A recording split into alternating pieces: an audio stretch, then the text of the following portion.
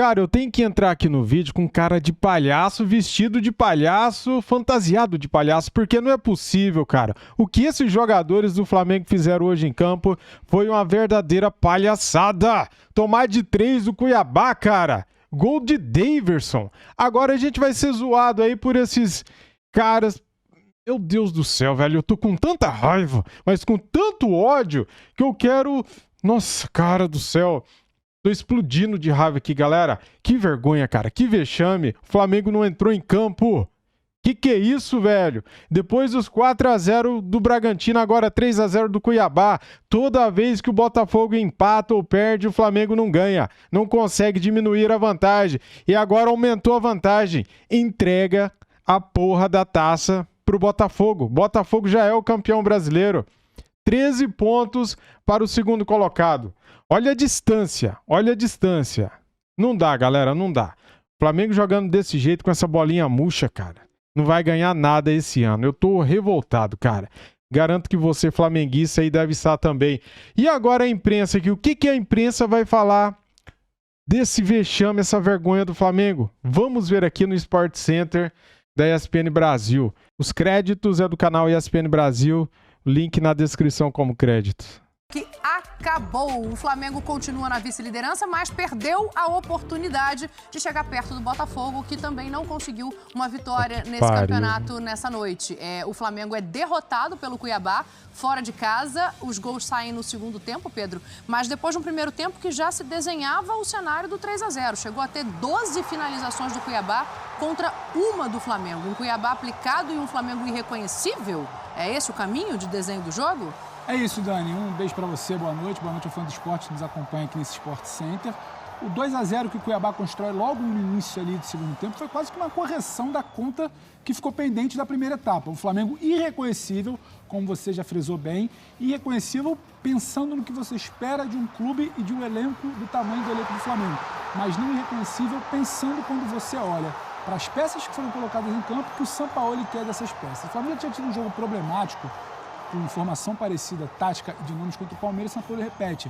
O Flamengo tem duas opções pelas pontas, tem Luiz Araújo e tem Everton Cebolinha, mas não tem quem se aproxime para jogar. O Flamengo tem um meio-campo com Thiago Maia hoje, Vitor Hugo e Gerson, mas um meio-campo que não se aproxima. Então é muito difícil você replicar um modelo de jogo que vinha dando certo, deu certo, por exemplo, para construir um resultado contra o Olímpia, no meio de semana pela Conmebol Libertadores, com essa formação de hoje. Não é a primeira vez que essa formação tem problema. Um time muito espaçado, um time que não consegue reter a bola, um time que vê uma superioridade do Cuiabá no meio de campo, um time que não chega ao ataque, e o Cuiabá com um trabalho muito honesto, muito correto, e o Cuiabá sabendo qual era o adversário que estava do outro lado. Porque quando a gente pega para falar que o Cuiabá deu mais de 10 finalizações no primeiro tempo, é também uma surpresa. O Cuiabá é dos times que menos finaliza do Campeonato Brasileiro.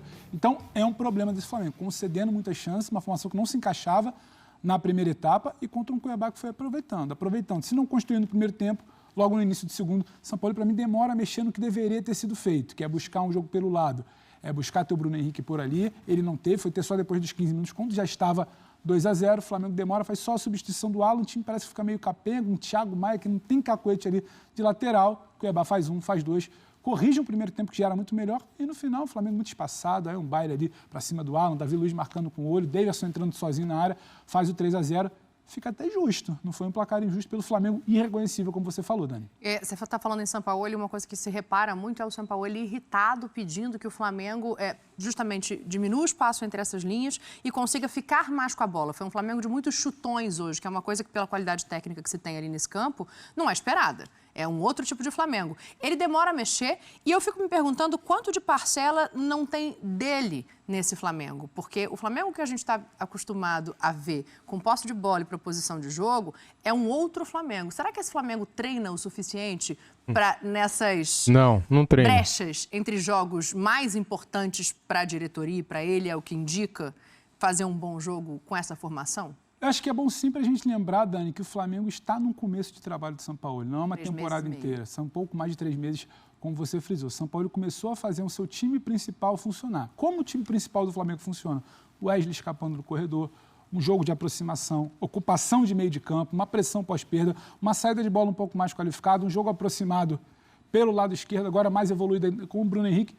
tudo que não teve no jogo de hoje. Então ele não consegue ainda desenvolver esse futebol também para o seu time alternativo, reserva, misto, como queiram chamar. Tinha pouca gente titular hoje, porque não tem como você desvincular e não negociar com a partida de quinta-feira contra o Olímpia. Vai ser uma partida intensa, como foi a da última quinta-feira no Maracanã, um Olímpia fechado, um jogo desgastante, um jogo fora de casa, então você precisa pensar. Só que você troca as peças e você não tem quem faça o corredor do Wesley, Luiz Araújo joga de fora para dentro, não joga pelo corredor. Com a sensação que o Ayrton Lucas não está ainda em plena forma física. Eu acho que é um Ayrton Lucas. A melhor forma do Ayrton Lucas que o leva à seleção é um Ayrton Lucas que ataca muito o corredor. Sim. Não é simplesmente o Ayrton Lucas que não jogava com o Sampaoli. A ideia do Sampaoli é outra. E você tem o Bruno por ali. E quando você tem Ayrton com o Cebolinha, bate. E aí você tem o trabalho do outro lado, do outro treinador, do Cuiabá. Ele sabe que tem o Ayrton por ali, ele trava o Ayrton com muita subida, com uma partida muito boa do Jonathan Cafu. Então o Ayrton Lucas tem que se preocupar com o Jonathan Cafu, não consegue subir. O Cebolinha não tem quem faça o jogo aproximado. Pela direita, não tem jogo, porque não passa por ali o Luiz Araújo como passa o Wesley fazendo o corredor. E pelo meio, muito espaçado. Gerson, que deveria ser esse vértice de criação, muito distante de Thiago Maia, que não sabia se marcava, se apoiava, se chegava, tentava correr o campo todo até. E um Vitor Hugo também ficava nessa dúvida. Então, meio espaçado, o jogo não flui pelos lados, e um Cuiabá muito bem ajustado. Chegando, assustando. Então, aquele jogo do Flamengo do Sampaoli, ele não consegue ainda ser replicado com essa formação alternativa. Mas acho que a gente já pode debater um outro tipo de jogo para essa formação. O Sampaoli já pode pensar em algo diferente. Pedro também é um personagem dessa partida pelo seguinte, o Gabriel está suspenso para esse jogo, porque tomou o terceiro cartão amarelo. O Pedro ficou fora do jogo contra o Olímpia como suspensão depois do ato de indisciplina no jogo anterior, em que se recusa a continuar aquecendo, quando percebe que não vai entrar na partida, e tem todo aquele imbróglio com agora ex-preparador físico do Flamengo, do Soco. Mas o Pedro fica fora do jogo anterior, também porque nesse, no meu entendimento, o Gabriel não poderia estar. Então esse jogo é um jogo que precisaria do Pedro. O Pedro hoje em campo, ele tem 3 finalizações, 2 no alvo. Me pareceu menos nervoso, menos ansioso para finalizar como em outros momentos anteriores, mas não é o Pedro que a gente já viu na sua melhor forma. Isso tem a ver com o Pedro ou tem a ver com tudo que a gente está colocando aqui de como a bola chega?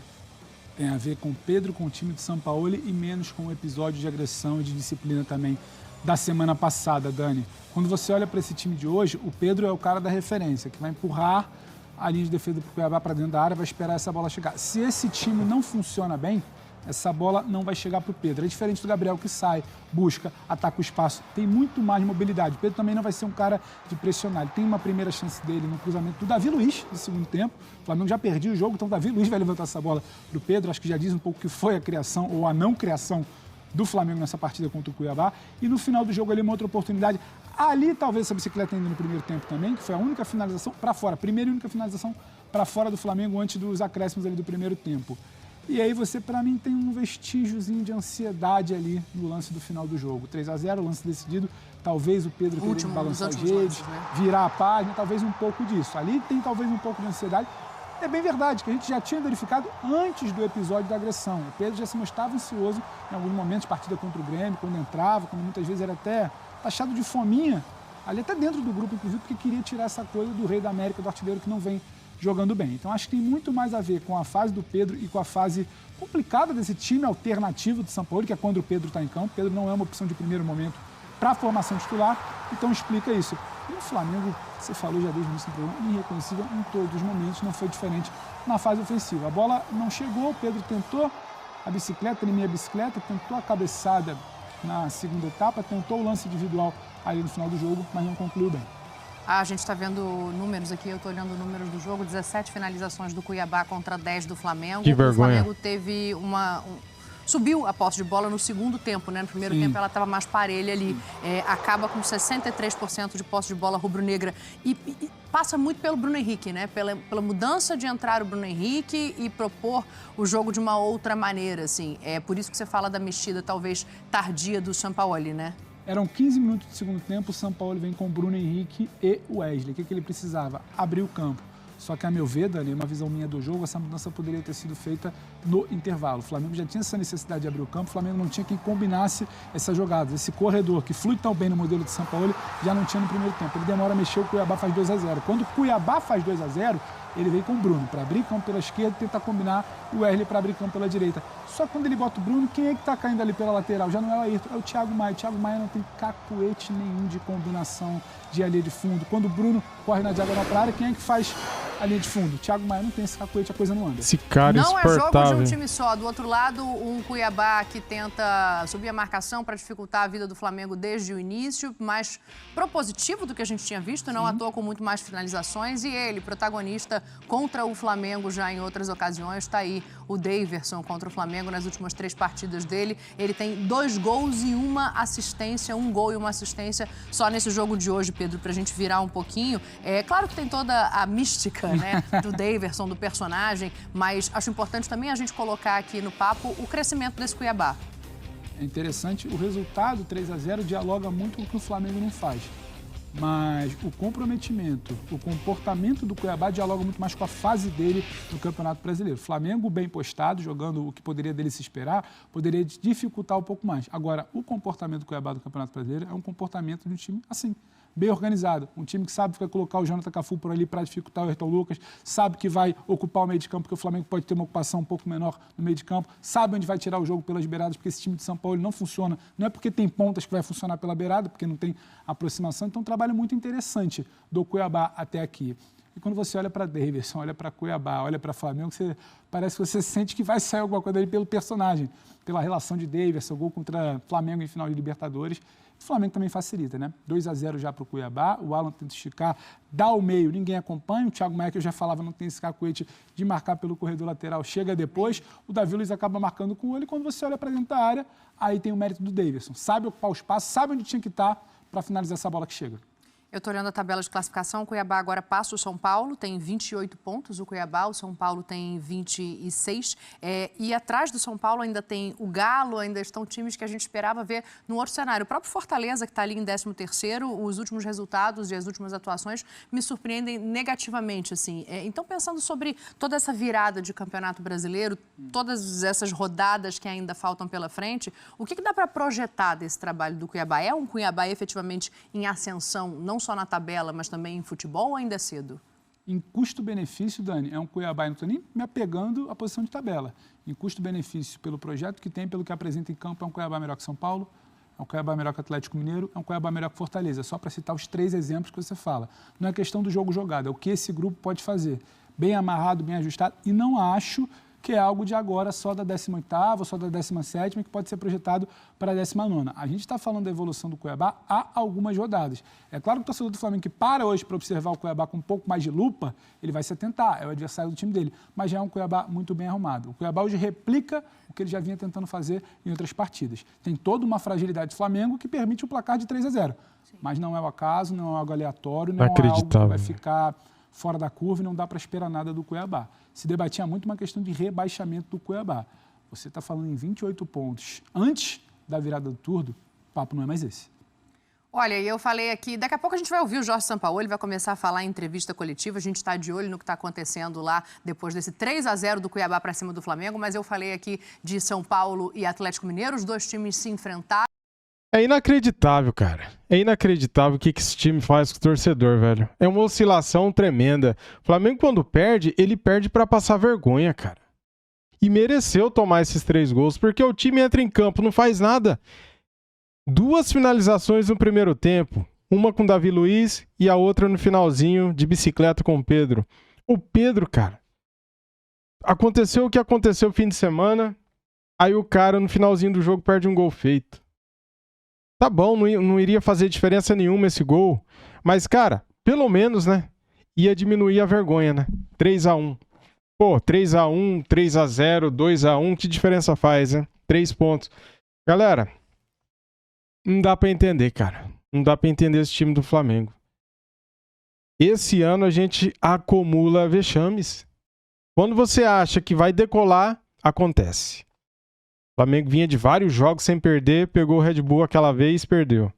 Agora de novo, 11 jogos invictos, depois daquele vexame contra o Red Bull, perdemos para o Cuiabá. Meu, o Botafogo pode entregar a taça, já são campeões. Quando eles tropeçam, todo mundo tropeça. O Palmeiras tropeçou, o Flamengo tropeçou, o Grêmio tropeçou. Só o Fluminense que venceu, né? Que tá ali junto com o Flamengo com 31 pontos. Só que, cara, por que que eles não levam a sério o Campeonato Brasileiro? Por que que desprezam um Campeonato Brasileiro tão valioso? Por que que fazem isso, cara? Por quê? Eu fico me perguntando, tem motivo pra isso? Não é possível, não é possível. Os caras não entraram em campo, mais uma vez, andando em campo. Os reservas tinham que dar vida hoje, sabe? Mostrar serviço. Ó, eu quero ser titular, então vou jogar pra caramba. Vale pro Pedro, vale pro Luiz Araújo, vale pro Varela, Cebolinha, pro Pablo, quem mais? Pra todos eles que entraram aí de reserva, cara. Poxa vida, velho, que vergonha. O Flamengo não jogou nada, não jogou nada. É um absurdo o que eu vi, o que todo mundo viu em campo hoje. Mais uma vergonha, cara. Não dá pra aceitar, não dá pra acreditar que um time milionário desse faça uma coisa dessa. Um time bilionário faça uma coisa dessa. Com um time como o Cuiabá. Não dá pra aceitar. Não dá, velho. Tomar gol de Daverson. Mais uma vez, esse cara insuportável que vai ficar agora tirando onda. Não dá pra aceitar. Tô revoltado. Saudações. Valeu, galera. Fui.